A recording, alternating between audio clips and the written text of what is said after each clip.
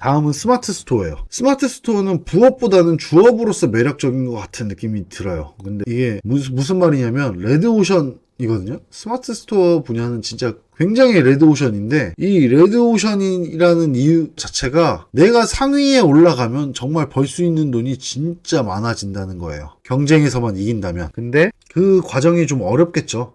그래서 부업 수준으로 해서 그 정도의 열매를 따기는 힘들 것 같고, 굉장히 그게 있어요. 그래서 스마트 스토어도 방법이 되게 다양해요. 가장 많이 하는 게 대량 등록, 대량 판매인데, 요거는 초반 세팅이 좀 어렵지만 운영이 쉬워요.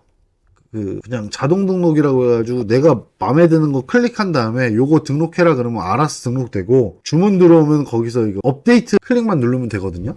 근데 요거가 관련돼서 조금 단점은 대량 등록과 관련돼서 그런 광고가 많아요. 프로그램 광고가 너무 많아. 그래서 프로그램을 써야 될 것 같은데 안 쓰면 도태될 것 같은데 요런 느낌이 드는데, 살짝 뭐 그 차이 크게 없어 보여요. 그리고 최저가 쇼핑몰 판매, 그냥 우리가 쇼핑몰이라고 하면은 쉽게 생각하시는 그런 거예요. 그냥 나 뭐 사야지 하면은 그거에 유명한 쇼핑몰이 뭐가 있지 뭐 이런 것들. 이거는 이제 상위 노출시키기 위해서, 상품을 상위 노출시키기 위해서 노력해야 되는 부분이 좀 있고요. 그리고 일반 도매가보다 좀 싸게 구하려는 노력을 좀 많이 해야 돼요. 근데 요거 나쁘지는 않은 것 같고, 직제조 판매, 요거는 안 해봤는데 요것도 방법 중에 하나예요. 그냥 도매상을 대상으로 만들 물건들을 파는 거죠.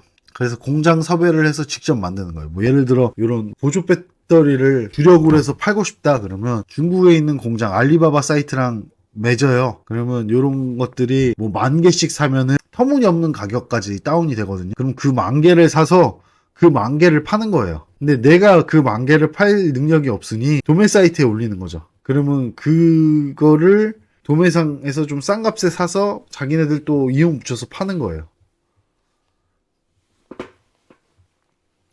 그래서 뭐 그런 것도 있고요. 8번째는 카드 브레이킹입니다. 이거는 카드 경매라고도 하는데, 쇼츠 영상 보시면은 이제 프로야구 카드나 뭐 프로농구 카드 뭐 이런 것들 하잖아요. 요것들을 이제 브레이킹을 하면서 돈을 버는 거예요. 그러니까 쉽게 얘기하면 뭐라고 해야 되나? 박스들을 사서 그 박스를 팩 단위로 팔든가 아니면 카드 장으로 팔아서 돈을 버는 개념이라고 보면 돼요. 그래서 스포츠 카드랑 포켓몬 카드가 있는데, 요거 같은 경우는 장점은 그래도 어느 정도 한 이익률은 어느 정도 되긴 돼요. 저 같은 경우는 좀 수익을 많이 못 내고 있긴 한데 그래도 수익이 좀 나긴 나요.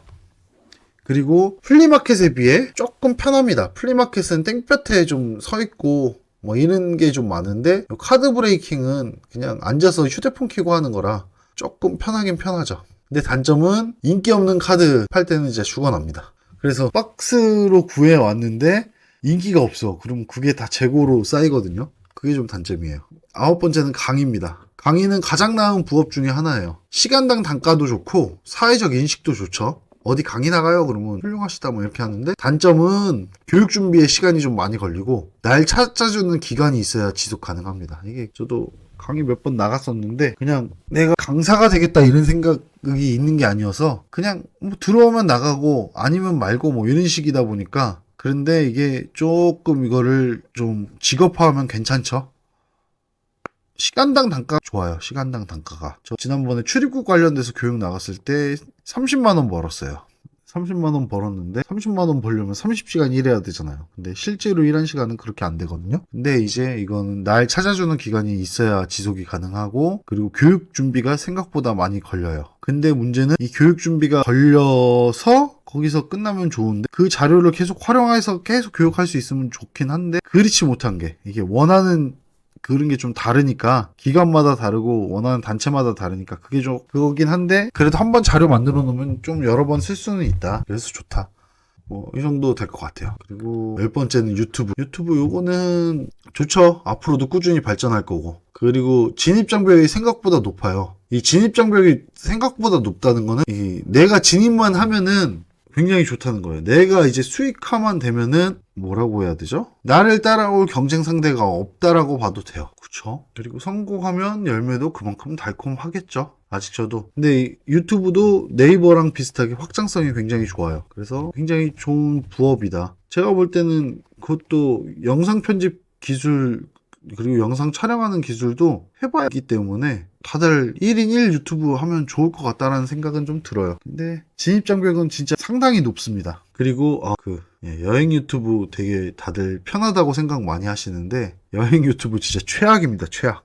여행 유튜브가 최악이니 돈이 많이 들어요. 돈이 많이 든다는 게 생각해보면 가볍게 할 수 있어요. 내가 대전 사니까 대전 근교 여행지의 여행 유튜브를 찍어야지 하면은 정말 돈이 안 들 것 같잖아요. 근데 문제는 그렇게 찍으면 아무도 안 보죠. 누가 봐요? 대전 근교 여행지 영상 올린다 그러면 누가 보겠어요? 안 보지. 그러면 일단은 성심당이라도 가야 누군가가 보겠죠. 그러면 성심당 가서 빵 사 먹고 그 빵 유튜브 찍고 뭐 이렇게 해야 되는데 그거 자체가 되게 뭐라고 해야 되나, 노력 대비 효과가 적어요. 그러려면 일단은 그렇게 해서 돈이 좀 많이 들어가요. 그러면 유명한 데를 가야 그래도 알고리즘을 타서 보는 사람이 생기니까 유명한 데를 찾아가려다 보면은 그만큼 돈이 많이 들고, 그러다 보니까 돈이 첫 번째로 많이 쓰여지게 되고요. 그리고 두 번째는 카메라, 장비. 휴대폰으로 해도 돼요. 다 되거든요. 근데 그 여행 유튜브에서 휴대폰을 사용하기가 좀 애매한 부분들이 몇 가지가 있어요. 첫 번째가 이 공 휴대폰을 써야 돼요. 내가 쓰고 있는 휴대폰으로 찍자라고 한다면 그 찍는 도중에 전화가 온다 그러면 촬영 다시 다 해야 되죠. 그리고 뭐 카톡이 온다, 문자가 온다, 뭐 이런 것들이, 그리고 여행지에서 내가 어디를 찾아가려면 휴대폰을 써야 되잖아요. 그러면 이게 뭔가 계속 꼬여요. 그러면 내가 쓰는 휴대폰 말고 다른 휴대폰이 필요하다라고 보면 되는데, 그렇게 됐을 때 전에 쓰던 구형폰이겠죠. 그럼 그만큼 화질이 떨어지겠죠. 돈이 많이 드는 게 굉장히 단점이고, 두 번째는 재미가 없어요. 그러니까 그쵸. 나는 그냥 여행 가서 내가 느끼고 듣고 보고 배우고 뭐 이런 것들이 있는데 이거를 영상으로 표현하는 능력은 또 다른 거예요. 뭐냐면 뭐라고 해야 되죠? 제가 목포 갓바이 영상 찍은 거 보시면 아실 거예요. 재미가 없어요. 이게 재미가 있을 리가 없어. 여행 영상을 이게 어느 정도 준비를 하고 가야 돼요.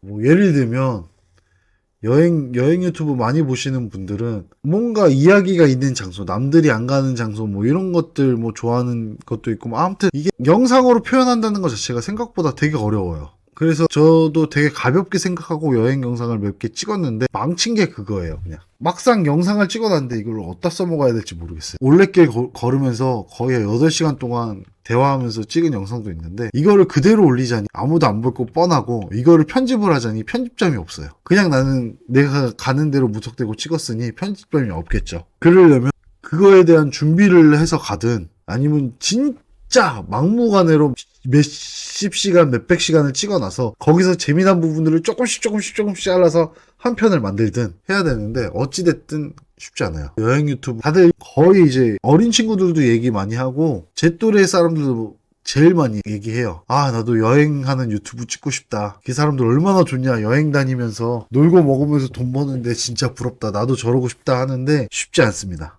그러니까 뭐 그런 거예요. 그냥 자, 제가 당장 다음 주에 일본 여행 가는데 그거 유튜브로 찍으려고 하는데 어떻게 찍어도 영상각이 안 나와요.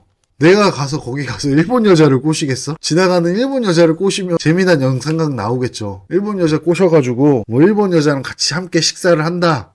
그러면 재미난 영상이 나오겠죠. 그 여자가 뭐 입부장하고 뭐 이러면 또 같이 이야기하면서 재미난 이야기도 하면서 그 이야기 좀 편집해서 올리고 이러면 재밌겠지만, 내가 지금 당장 일본 여행 가서 일본 현지인이랑 얘기할 수 있을까요? 없죠. 그러면 뭐 일본에 남들이 안 가본 뭐 이런데, 그런데 찾기도 힘들죠. 가본 적도 몇 번 없는데. 그러니까 뭐 진짜 되게 애매한 거예요. 그래서 그냥 쇼츠만 올리는 거예요. 그냥 풍경사진 쇼츠만 올리고 하는 게 괜히 그런 게 아니라 그래서 그런 겁니다. 그래서 여행 유튜브는 굉장히 힘들다. 준비를 많이 해야 된다. 그리고 여행 유튜버들이 얘기하잖아요. 그렇게 여행 다니면 재미없다. 일이라 생각하니까 어떻게든 이 재미난 요소를 만들어야 돼요. 그러니까 하다못해 제가 일본 여행 가서 일본 여행 영상으로 돈을 벌고 싶다 그러면 뭔가 자극적인 소재를 따서 가야 돼요. 지나가는 일본 여자에게 말을 걸어봤습니다.